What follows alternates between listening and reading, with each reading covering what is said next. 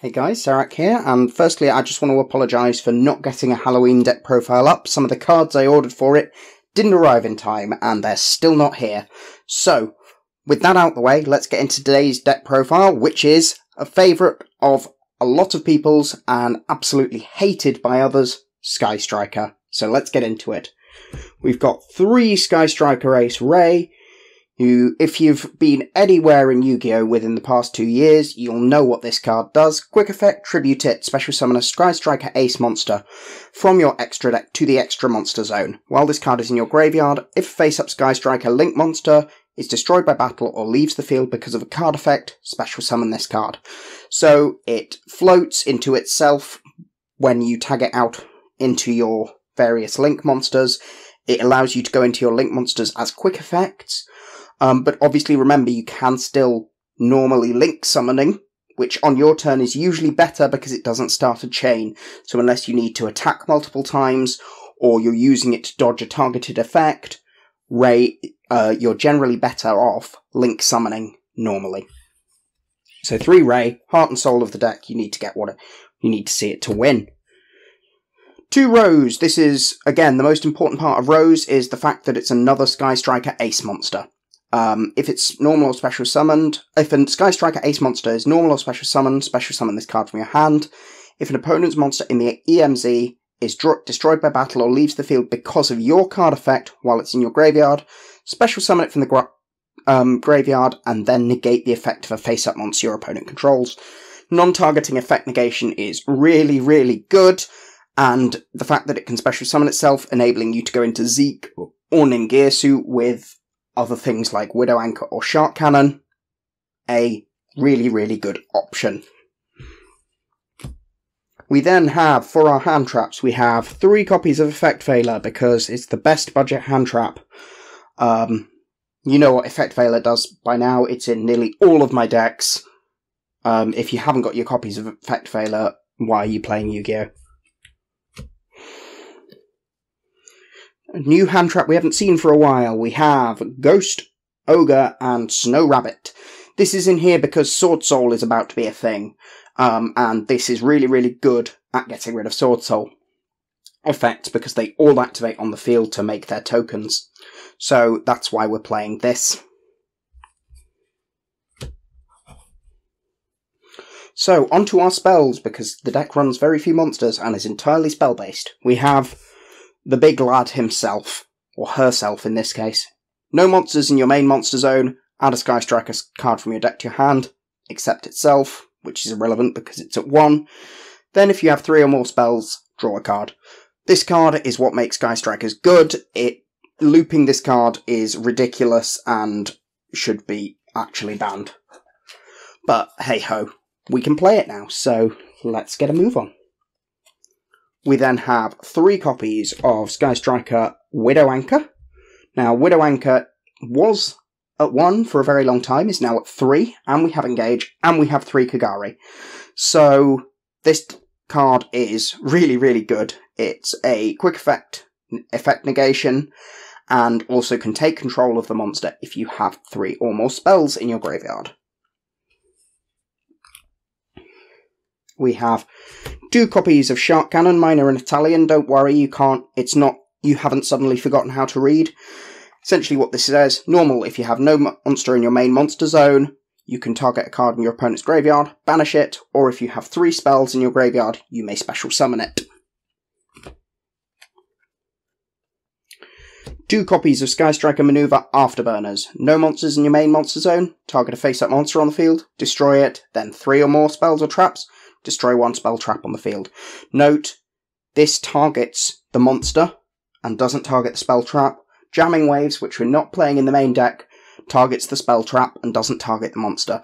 So if your locals or whatever tournaments you go to is full of places that play non-targetable monsters, you might be better off running Jamming Waves. And I would probably recommend running at least a copy of Jamming Waves in the side. We then have Sky Striker Soul Charge. This is Soul Charge for spells, and it also says your opponent can't interact with you for a turn. So it's really, really good. Target a card you control, send it to the graveyard, and then your opponent cannot activate cards or effects in response to spell card activations. Not just Sky Strikers, spell cards.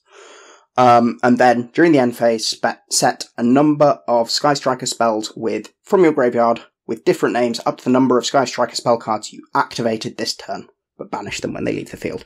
This is how you grind. It's absolutely insane how much value this card gives you. 3 copies of Area 0. Area 0 lets you excavate the top cards of your deck, targeting another card you control, and then add an excavated Sky Striker to your hand and shuffle the rest into the deck. You can target Raye with this, and then in response tag Raye out into a link monster to essentially get the effect for free. And then if this card goes to the graveyard from the field zone, special summon a Sky Striker Ace monster from your deck. 1 Hornet Drones, another card that is at 1. This deck had a lot of cards that needed limiting. This makes a token, so it's a free Sky Striker. It's a free body. It's a free Sky Striker Link monster. It may or may not have attack, which is borderline irrelevant, especially because it special summons in defense position. We then have 2 copies of Eagle Booster. This protects your cards from spell trap effects and monster effects, except their own, and it also protects upon battle if you have 3 spells in your grave. 1 Hercules Base. This is here because we can't play things like Pot of Prosperity and so on that a lot of the other versions of this deck are playing. So this is a way of digging for more cards. Stops a monster from attacking directly, but it can make 2 attacks, and if you have 3 spells in the graveyard, you get to draw a card if it destroys a monster.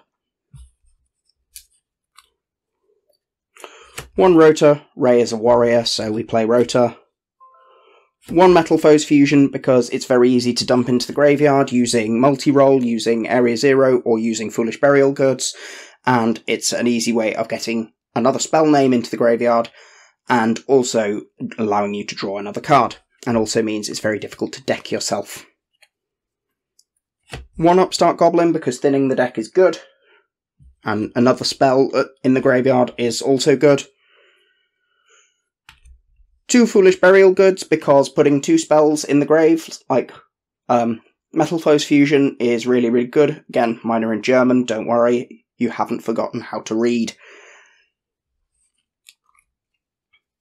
Then we have 2 Forbidden Chalice. This is the poor man's Imperm, only in this deck it's a spell, so it still works like Imperm.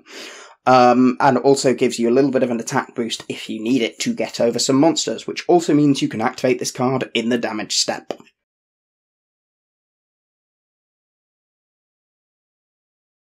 2 Twin Twisters, because in this deck you absolutely must have a quick play out to Imperial Order. And the reason I've chosen Twin Twisters is because it allows you to pop your own Area 0, as well as their Imperial Order or similar, to get the effect to special summon Raye or Rose from your deck. Some decks run MST. I've chosen to go with Twin Twisters just because I think it's more valuable to be able to get 2 spells and traps. And it's still up to, and quite often you have fodder to discard anyway, even if it's just to put an extra spell name in the graveyard. Then finally, to round off the main deck, we run 3 There Can Be Only One. We're often only ever controlling 1 monster at a time, so why not make it so our opponent finds it very, very difficult to play multiple monsters all the time. So that's the main deck. The extra deck is very, very simple because it's Sky Striker, and we can't play access code, so there's only a few slots to play with. So we have 3 Kagari. Kagari gets bigger for spells in grave, and adds a Sky Striker spell from your graveyard back to your hand. This is how you loop engage.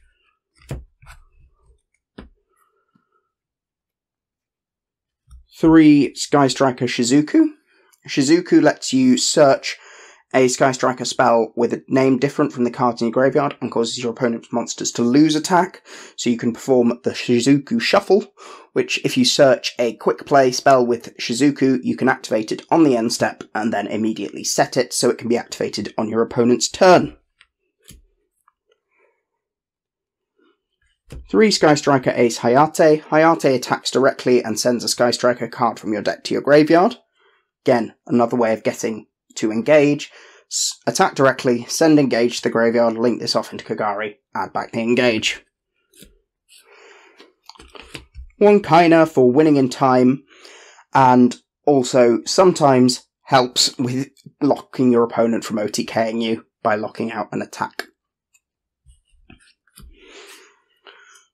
1 Zeke as the link 2 that you have to play.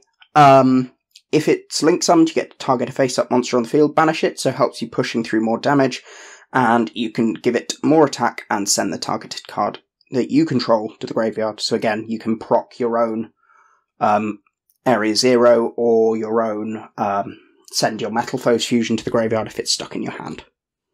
Or put a 3rd spell in grave if you need to. So, for our generics, we have 1 Ningirsu, the World Chalice Warrior. We have to play this because it's one of the few outs we have to a card like Dragoon. Our classic Nightmare package, Nightmare Phoenix and Nightmare Unicorn, because getting rid of back row and getting rid of problematic monsters is very, very important. And finally, as our big boss, I've gone for the cheapest, biggest, nastiest boss we can. It's Top Logic Cereboros. This should be Access Code Talker, but I am not able to put a card that costs over £100 in any of my deck profiles. So, and also, I don't actually own an Access Code Talker, and I'm waiting to see if the reprint gets announced. Copium. But yeah, we can very easily trigger this effect with Shark Cannon, or anything like that. Obviously, it becomes big. It's very easy to summon, which is the other important requirement. Borrowed Sword requires 3 materials. Zeroboros only requires 2. So, that is the deck. The deck is still playable. It still can win if you play it well. It's one of those decks that's very, very easy to pick up and learn the basics of, but the more you practice it and the better you become at it, the more it will reward you with playing it. So I hope you enjoyed that, and I will see you again soon. Bye for now.